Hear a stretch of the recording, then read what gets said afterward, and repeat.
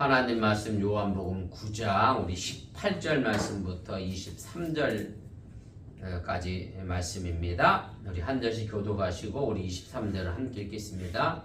유대인들이 그가 맹인으로 있다가 보게 된 것을 믿지 아니하고 그 부모를 불러 묻되 이는 너희 말에 맹인으로 났다는 너희 아들이냐? 그러면 지금은 어떻게 해서 보느냐? 그 부모가 대답하여 이르되 이 사람이 우리 아들인 것과 맹인으로서 난 것을 아나이다. 그러나 지금 어떻게 해서 보는지 또는 누가 그 눈을 뜨게 하였는지 우리는 알지 못하나이다. 그에게 물어보소서. 그가 장성하였으니 자기 일을 말하리이다. 그 부모가 이렇게 말한 것은 이미 유대인들이 누구든지 예수를 그리스도로 시인하는 자는 출교하기로 결의하였으므로 그들을 무서워함이로라. 이러므로 그 부모가 말하기를 그가 장성하였으니 그에게 물어보소서 하였더라. 아멘. 오늘 요한복음 47번째 시간입니다. 우리 바리새인들이 맹인된 사람의 부모를 불러서 이제 그의 증거를 듣게 되는데 결국 바리새인들이 그의 부모의 증거를 이제 거부하는 그런 내용의 말씀입니다. 그래서 내용본에 보시면 날 때부터 맹인에 관한 이야기가 9장 1절부터 이제 38절까지 이어지는데 오늘 세 번째 단락으로서 바리새인들이 이제 날 때부터 맹인된 자가 치유된 사실을 그 부모를 통하여 이제 증거를 얻게 되는 그런 과정 속에서 이 부모의 말 또한 이제 믿지 않게 되는 이제 그런 이야기입니다. 우리 2페이지로 넘어가도록 하겠습니다. 그래서 전 단락이죠. 우리 9장 1절에서부터 이제 7절까지 말씀 보면 예수님이 이제 날 때부터 맹인된 자가 주로 말미암은 것이 아니라는 것을 이제 분명히 말씀하시면서 하나님을 위한 영광을 위한 고난도 있음을 이제 말씀하셨고, 그리고 그에게 이제 침으로 흙을 입혀 바르심으로 해서 새로운 창조 사역을 보여주시고, 또 실로암이라고 하는 연못에 가셔서 씻게 하심으로 해서 이제 그를 우리에게 보내신 것처럼 또한 우리도 이 세상에 이제 보내셨음에 관한 것을 이제 분명히 이제 알게 했습니다. 그래서 예수님의 표정을 바라보는 이제 바리새인들의 반응은 이제 두 가지로 나타났습니다. 우리가 지난주에 했는데, 하나는 안식일의 병자를 고쳤다는 이제 사실을 강조해서 안식일을 범한 사람이니까 하나님께로부터 온 사람이 아니다. 하나님께로부터 왔으면 안식일을 범할 리가 없다라는 것을 이야기했고, 그랬더니 또 다른 한편에서는 예수님이 날 때부터 맹인된 사람의 눈을 뜨게 했는데 우리가 이것을 이제까지 본 적이 없는 이적이니까 죄인이 이런 일은 또 할 수 없다. 그래서 예수님을 이제 하나님께로부터 온 사람으로 또 증거하는 그런 두 부류의 사람으로 이제 나타나게 됐습니다. 그래서 이제 바리새인들이 결국 눈을 뜬 맹인에게 이제 물어보게 되죠. 그 사람이 내 눈을 뜨게 했는데 너는 그럼 그 사람을 도대체 누구라 생각하느냐라고 물었더니 이제 지난 시간에 눈을 뜬 소경이 그는 이제 선지자다라는 대답으로 우리가 지난 시간에 이야기를 이제 마무리를 했습니다. 그래서 이제 이 맹인된 사람으로부터 예수님이 이제 선지자라고 하는 얘기를 들었더니 이제 바리새인들이 어쨌든 예수님의 이 기적이 거짓임을 이제 증명하기 위하여 누구를 불러들이느냐면 이제 그의 부모를 이제 불러들이게 되고요. 그래서 이 사람이 정말로 처음부터 맹인이었는가를 이제 확인을 하게 되고, 이것을 증명하기 위하여 이제 그의 부모를 찾아가 추궁하는 것이 오늘 우리가 읽은 본단락의 말씀의 내용입니다. 우리 본문 주석 차례대로 보면서 오늘 말씀을 좀 자세하게 또 살펴가겠습니다. 자, 바리새인들은 이제 날 때부터 맹인인 부모에게 무엇을 이제 질문했습니까? 오늘 18절, 19절 말씀인데, 유대인들이 그가 맹인으로 있다가 보게 된 것을 믿지 아니하고 그 부모를 불러 묻되 이는 너희 말에 맹인으로 났다 하는 너희 아들이냐? 그러면 지금은 어떻게 해서 보느냐? 이렇게 묻게 됩니다. 그래서 이제 맹인들은 예수님의 기적을 거짓으로 증명하기 위하여 날 때부터 맹인이었던 그의 부모를 불러서 처음부터 그가 맹인이 아니었음을 증명하려고 하고 밝히려고 했습니다. 그래서 맹인이었던 자의 부모에게 이제 두 가지를 묻습니다. 하나는 정말로 이 사람이 날 때부터 맹인이 맞느냐라는 질문이면서, 그리고 이 사람이 정말 당신의 아들이느냐라고 이제 물었고요. 이제 두 번째 질문은 그럼 만약에 날 때부터 맹인이었던 이 사람이 네 아들이라고 하면 그럼 도대체 어떻게 지금은 보게 되느냐라는 두 질문을 이제 하게 됩니다.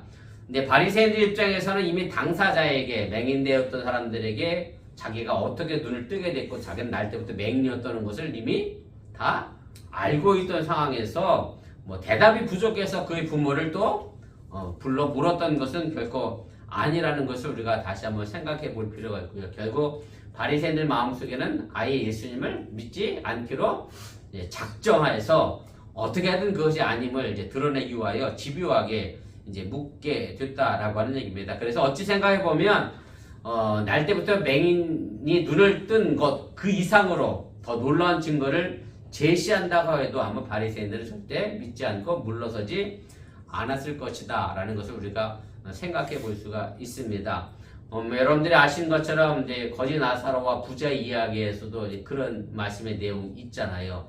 이제 거지가 나사로가 천국에 가고 부자가 지옥에 갔는데 부자가 지옥에 보니까 너무 뜨거워서 이제 거지 나사로 품에 안겨 있던 아브라함에게 이렇게 부탁을 하죠. 거지 나사로를 세상에 좀 내려보내서 우리 형제들이 이 지옥에 오지 않게 했으면 좋겠다라고 했더니 이제 그때 아브라함이 한 얘기가 이 사람이 살아서 돌아온다 할지라도 안 믿을 것이다. 왜냐하면 현재 있는 선지자에게 그 말을 듣지 않는 사람은 죽었던 사람이 일어난다 할지라도 믿지 않는다라는 이야기를 했는데 이제 바로 그런 거죠. 내 마음에 믿지 않겠다 작정하면 말 그대로 죽었던 사람이 살아났다 해도 믿지 않는 것이 신앙인의 세상 사람들의 삶의 모습인 것을 우리가 기억하면서 그래서 우리가 사실은 이제 성경을 읽으면서 물론 우리가 이성적으로 판단하고 분별해야 될 것도 있지만 하나님의 말씀을 무조건 이성적으로 판단하고 과학적으로 뭘 증명해서 내가 뭘 믿어야 되겠다라는 그런 마음가짐이 아니라 하나님이 내게 뭐라 말씀하신지 들으려고 하는 그런 마음의 자세가 이제 우리에게 이제 필요하다라고 하는 얘기입니다. 사실은 뭐 이런 부분은 뭐 우리가 일상의 삶에서도 마찬가지잖아요. 부모와의 관계에서도 그렇고 또 부부와의 관계에서도 그렇고 상대방의 이야기를 들으려고 하지 않으면 아예 안 들리잖아요. 그래서 우리가 들으려고 하는 마음의 자세가 언제나 우리에게 필요하다라는 것도 여러분들이 더불어 기억해 주시면 좋겠습니다. 이번입니다. 이제 바리새인들의 질문에 대한 이 부모의 반응이 이제 무엇이냐? 오늘 20절, 21절에 있는 말씀인데 그 부모가 대답하여 이르되 이 사람이 우리 아들인 것과 맹인으로 난 것을 아나이다. 그러나 지금 어떻게 해서 보는지 또는 누가 그 눈을 뜨게 하였는지 우리는 알지 못하나이다. 그에게 물어보소서. 그가 장성하였으니 자기 일을 말하리이다.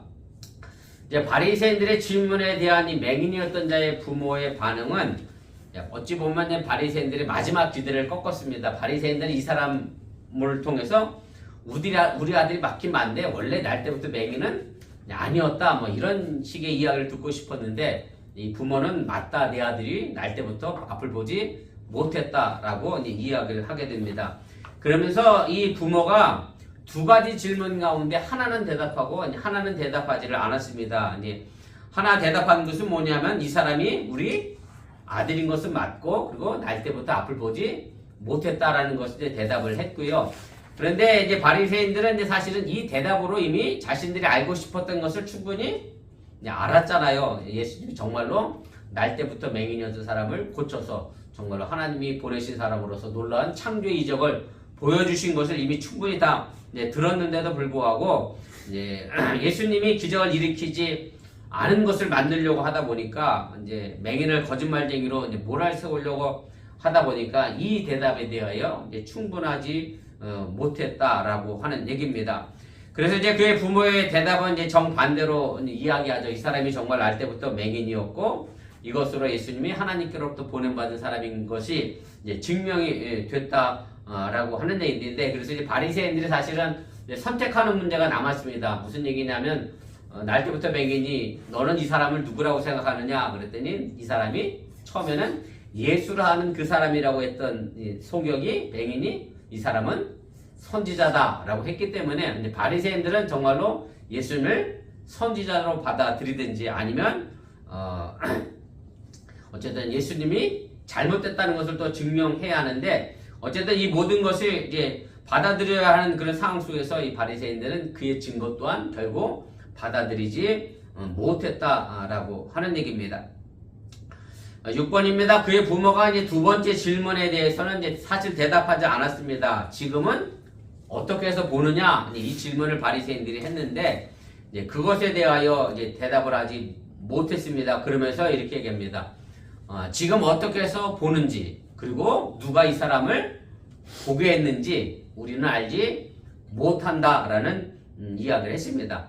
사실 부모된 입장에서 이것을 모른다라는 것이 말이 좀 안 되는 것을 또 우리가 좀 생각해 볼 필요가 있습니다. 근데 물론 이제 부모 입장에서는 뭐 그 뒤에도 나와 있습니다만 예수님의 그리스도로 시인하는 사람은 출교당할 입장이 있다 보니 이제 부모가 바리새인들을 무서워해서 이제 그 말을 할 수밖에 없는 이제 그런 상황이었는데 그래서 부모의 입장에서 이제 우리가 좀 생각해 본다라고 하면 여러분들도 이제 자식을 키우는 입장에서 좀 생각해 본다라고 하면 이제 아마 자식이 태어났는데 앞을 보지 못했을 때 그 부모의 마음은 아마 굉장히 참담했을 겁니다. 아마 저도 그랬던 것 같은데 우리 집사람도 아기 낳고 나서 눈 뜨자마자 손가락 발가락 다 있냐고 이렇게 물었던 기억이 있는데 아무튼 부모의 입장에서 내 자녀를 건강하게 낳는 것이 큰 희망이고 이제 소망인데 아무 그랬던 부모였으니 앞을 보지 못하는 아들을 낳았으니 얼마나 이제 참담했겠습니까? 또 아이들이 자라면서 앞을 보지 못하였으니 다른 아이들과처럼 뭐 해맑게 밝게 바깥에서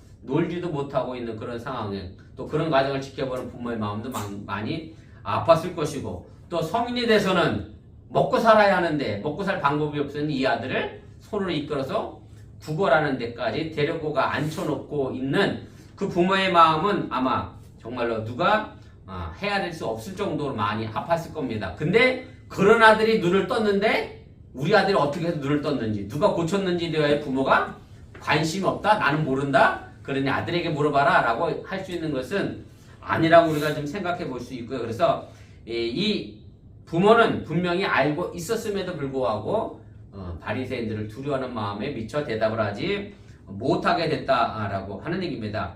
우리가 이 부분을 또 우리가 더 하나 생각해 볼 것은 뭐냐면 사실 이제 바리새인들은 맹인된 부모에게 누가 이 사람을 고쳐주었느냐라고 묻지는 않았거든요. 그런데 이 부모가 뭐라고 대답을 했느냐면 묻지도 않은 것도 대답을 합니다. 누가 그의 눈을 뜨게 했는지 난 모른다. 뭐 우리 식으로 얘기하면 도둑이 재발이 저려서 그런 거죠. 도둑이 경찰한테 너희 금고에 있는 금 가져갔냐 그랬더니 도둑이 아유 금은 가져간 거 맞는데 저 속에 들어있는 현찰은 내가 안 가져갔습니다. 뭐 이런 식의 대답을 사실 이 부모가 했다라고 하는 얘기고 어쨌든 뭐 부모는 다 알고 있으면서도 불구하고 이제 바리새인들을 두려워해서 그 책임을 그 아들에게 떠넘기게 됐다라고 하는 얘기입니다. 그래서 21절에 보면 이제 그렇게 대답하죠. 그에게 물어보세요. 왜냐하면 그가 이미 다 장성했으니까 자기 일을 스스로 말할 겁니다. 라고 이제 21절에 이제 이야기를 하게 됩니다. 우리 4페이지 위로 올라가겠습니다.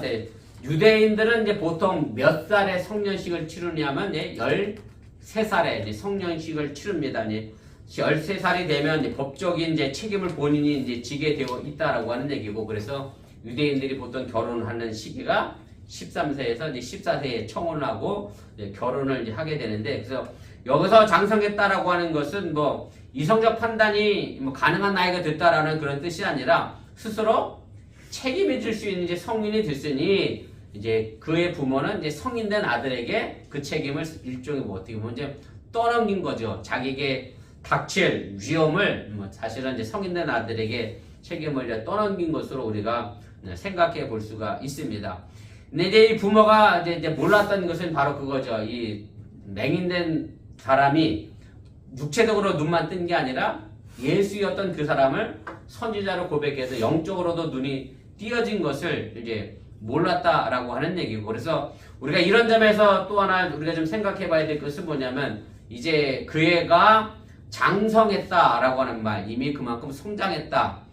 제가 지난주에 그리스도의 장성함 분량이라는 말씀으로 제목을 들었습니다만은 이중적인 의미가 요한복음 저자는 우리를 통하여 이제 일깨워 줍니다. 그래서 우리가 장성한 분량의 신앙의 모습을 우리가 이제 갖춰야 하고 맹인이었던 이 아들은 육체적으로 나이가 먹었을 뿐만 아니라 이제 영적으로도 이제 성장한 모습을 보여줬고 예수님에 대하여 신앙 고백을 할 만큼 영적으로 이제 성숙했는데 오늘 바리새인들이나 그의 부모는 그렇지 못한 부분을 또 상징적으로 이 단어를 통해서 우리에게 또 알려주고 있다는 이제 그런 말씀입니다. 자, 3번입니다. 이제 맹인되었던 자의 부모는 그럼 뭘 두려워했느냐? 오늘 22절, 23절 말씀인데 그 부모가 이렇게 말한 것은 이미 유대인들이 누구든지 예수를 그리스도로 시인하는 자는 출교하기로 결의하였으므로 그들을 무서워함이로라. 이러므로 그 부모가 말하기를 그가 장성하였으니 그에게 물어보소서 하였더라. 그래서 이제 영적으로 장성한 아들과 달리 이제 그의 부모는 자신의 앞에 있는 위기에 이제 뒤로 숨는 모습을 이제 보여주게 되고요. 이제 그의 부모가 이렇게 될 수밖에 없는 이유는 유대교에서 출교를 당할까봐 두려워했기 때문이라고 하는 얘기고, 이제 종교 권력과 바리새인들의 권력을 이제 두려워했다라고 하는 얘기고요. 그래서 사실 우리가 이 땅에 살면서 세상에 살면서 물론 이제 내 신변을 위협하는 여러 가지 세상적인 일들이 있습니다만은 그러나 그 세상의 신변의 위협보다 우리 하나님을 두려워할 줄 아는, 하나님을 경유할 줄 아는 그런 신앙의 삶을 저와 여러분들이 가질 수 있기를 바랍니다. 제가 각주 3번에 달아드렸습니다만은 마태복음 10장 28절 말씀에 보면 이제 그런 말씀 있잖아요. 몸은 죽여도 영혼은 능히 죽이지 못하는 자들을 두려워하지 말고 오직 몸과 영혼을 능히 지옥에 멸하실 수 있는 일을 두려워하라. 그래서 사실은 우리가 세상 사람을 두려워하기보다 내가 하나님 앞에서 어떤 신앙의 삶을 감당하는가를 늘 생각해 보며 우리가 그 부분을 좀 두려워해야 할 필요가 있는데, 오히려 하나님은 두려워하지 않고 세상을 두려워하는 것이 지금 우리의 모습이고 또 지금 많은 신앙인들의 모습이 아닌가를 좀 생각해 보면서 우리 어번교회가 두려워해야 할 것을 두려워할 줄 아는 그런 신앙인들이 되어질 수 있기를 바랍니다. 그래서 유대교에서 출교당하는 것은 이제 단순히 회당 예배만 참석할 수 없다는 의미가 아니라 이제 이 공동체에서 완전히 이제 벗어나야 한다라고 하는 얘기고, 그러다 보면 사람의 관계뿐만 아니라 먹고 사는 관계의 문제에서도 생계를 잃어버리는 이제 그런 상황이 된다는 그런 뜻이기도 합니다. 우리 집사람이 그 새롭게 하소서 제가 자주 본다고 CBS 방송에 보면 거기에 어떤 기자가 한번 나왔느냐면 신천지를 오랫동안 취재했던 기자가 나와서 얘기하더라고요. 저는 뭐 신천지 그 교회 근처를 안 가봤는데 이 기자가 국민일보 기자인데 신천지 그 교회 근처에 가면 전부 누구랑 연결된 사람들만 사느냐면 신천지와 관련된 사람들이 산대요. 근데 거기서 이제 빵집도 하고 뭐 가게도 하고 뭐 이렇게 살아간대요. 그러니 거기서 벗어나면 당장 그 사람들이 생계가 위험해져서 신천지를 뭐 쉽게 말하면 잘못된 것을 알면서도 쉽게 벗어나지 못한다. 그러면서 이 기자가 하는 얘기가 기존 교회에서 사실은 이런 부분을 좀 인지하고 품어줄 수 있는 그런 사랑이 있어야 하는데 그런 부분이 약하다 보니까 이단이라고만 정지하지 그 사람들을 이제 품어낼 수 없는 그런 모습에 관하여 이야기를 하더라고요. 그래서 사실은 이제 유대교에서 추방됐다는 얘기는 먹고 살 일이 막막해진다는 것도 의미하기 때문에 부모 입장에서는 두려워할 수밖에 없는 그런 상황이 됐다라고 하는 얘기입니다. 그래서 오늘 요 구절이 이제 4번인데요. 요한복음 저작 연대를 우리가 짐작을 하게 합니다. 무슨 얘기냐면 유대교가 기독교를 이단으로 정죄해서 예수님을 그리스도로 고백하는 사람들을 출교시켰을 때가 언제냐면 기원 후 85년경으로 우리가 생각합니다. 그래서 요한복음은 최소한 언제 기록됐다? 기원 후 85년은 넘어서 기록됐다. 그래서 실제로 예수님 당시에는 예수님을 그리스도라고 고백했다고 해서 유대교에서 출교당하는 일이 없었기 때문에 그래서 요한복음 저작 연대가 요 부분에서 우리가 대충 우리가 시간을 우리가 이해해 볼 수가 있습니다. 그래서 요 구절 말고도 또 다른 이제 구절의 말씀이 있는데 요한복음 5페이지로 가시면 요한복음 12장 42절 말씀과 16장 2절 말씀인데 각주 5번 6번입니다. 거기 제가 보세요. 각주 5번 6번에 보면 그러나 관리 중에도 그를 믿는 자가 많되 바리새인들 때문에 드러나게 말하지 못하니 이는 출교를 당할까 두려워함이라. 이런 말씀이 있고요. 또 요한복음 16장 2절에 있는 말씀 6번입니다. 사람들이 너희를 출교할 뿐 아니라 때가 이르면 물은 너희를 죽이는 자가 생각하기를 이것이 하나님을 섬기는 일이라 하리라. 그래서 요한복음에 나와 있는 이 세 구절 출교라는 이 단어 때문에 요한복음 저작 연대를 이제 예수님 탄생 이후 85년 이후의 것으로 우리가 이제 저작 연대를 우리가 이제 생각을 하게 됩니다. 실제로 초대교회가 막 형성되면서 기독교가 형성될 때 예수를 믿는 것 때문에 많은 박해를 이제 받게 되죠. 회당에서 출교를 당하기도 하고 뭐 혹은 친구와 친척으로부터 버림을 당하게 되고 실제로 이제 박해를 당하기도 되는데 그것이 이제 마태복음에 보면 이렇게 기록이 되어 있습니다. 제가 5페이지 제일 위에 각주 4번에 달려 있는데 마태복음 10장 17절 18절 말씀인데요. 사람들을 삼가라 그들이 너희를 공회에 넘겨주겠고 그들의 회당에서 책짓질하리라. 또 너희가 나로 말미암아 총독들과 임금들 앞에 끌려가리니 이는 그들과 이방인들 중에 증거가 되게 하려 하심이라.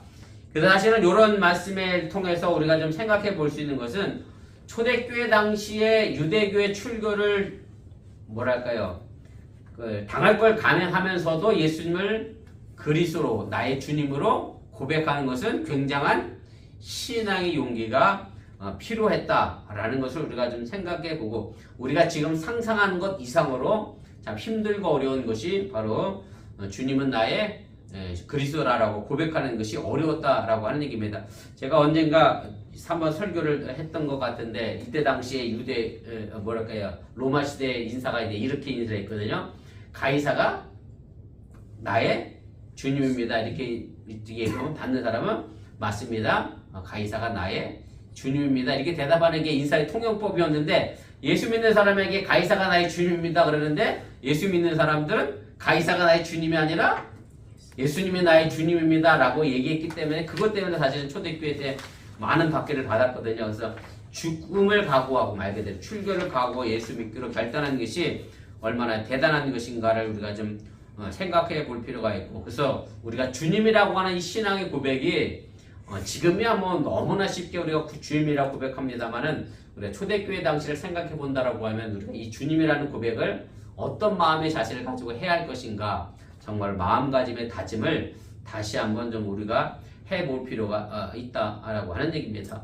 그래서 사실 오늘날 우리 교회가 제가 아까 뭐 신천지 얘기도 했습니다만 신천지조차도 자기네 뭐 이단 사람들 살리기 위해서 서로 상호 주고받고 베풀고 나누고 하는 상황 속에서 우리 교회가 교인들 간에 상호 연대의 책임을 가지고 내가 얼마나 우리 교회를 위해서 결속하고 있는지 우리가 이 부분도 좀 생각해 볼 필요가 있고요. 정말로 내 것 없이 서로 베풀고 나누는 초대교회의 모습 사실 이것도 쉽지 않은 모습인데 과연 내가 고수하는 가치와 목표가 옳다는 것을 정말 서로 확인시켜 가면서 우리 그리스도의 정체성을 가지고 우리가 하나 되어지게 될 때 이 세상에서 정말 내가 온전하게 예수를 믿는 것으로 사는 것 자체가 불가능하다라고 생각할 수도 있지만 그럼에도 불구하고 우리는 그것을 살아낼 수 있는 신앙의 삶이 된다는 것도 여러분들이 기억하시고 그래서 그 신앙의 삶의 모습을 가지고 정말로 이 세상을 변화시키는 그런 소금과 빛이 되어질 수 있기를 주님의 이름으로 간절히 축원을 드립니다.